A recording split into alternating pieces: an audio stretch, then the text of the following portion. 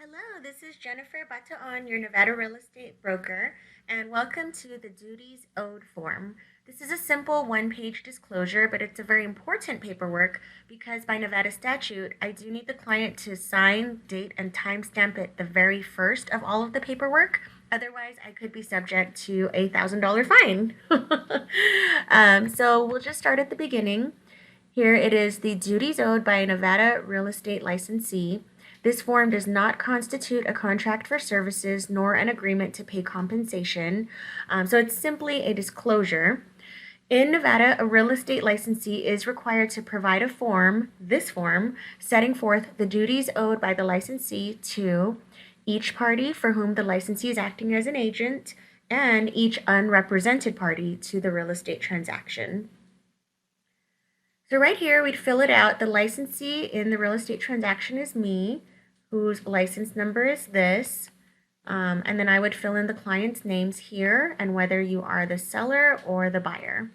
The broker is myself. I am my own broker, and this is my company. Are there additional licensees? I would say no right now because I don't have a team. So the licensee's duties owed to all parties are listed here. I will basically always deal with everybody in an honest manner. I will exercise reasonable skill and care. I will disclose to each party, meaning both parties in the transaction, any material facts that any reasonable person should be aware of about the property. For instance, anything that would be kind of obvious if there was like flooding, for instance, I would, by law, have to disclose that. I can't hide that information.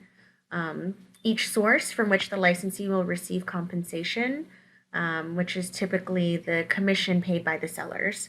And I will abide by the law, of course. Here, the licensee's duties owed to the client. Similar to above, I will exercise reasonable skill and care to carry out the terms of the listing agreement or buyer brokerage agreement. I will not disclose any confidential information. An example of this would be if somebody died in the home. By Nevada law, I do not have to disclose that. So if you happen to tell me that, I will, keep all of your confidential information confidential. I will seek a sale or purchase, option, rental, or lease of the property at a price and terms that are acceptable to the client. I will present all offers made to my sellers as soon as practicable, unless the client chooses to waive this duty. I will disclose to the client any material facts of which I have knowledge. I will advise the client to obtain advice from an expert, which are beyond my expertise. For example, I am aware of, basic tax law, but if you had questions, I would refer you to a CPA, since tax codes are constantly changing. And I will account to the client for all money that the licensee receives.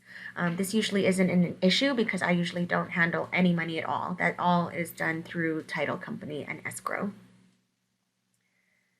And then scrolling down here, duties owed by a broker who assigns different licensees, that would not really apply here, but that's if within one transaction and the same brokerage, we have one agent representing the buyer, one agent representing the seller, but that really wouldn't apply here. And then down here is where the client would sign, and this was kind of the main part right here. So this is whether I can represent both sides of the transaction, the buyer and the seller.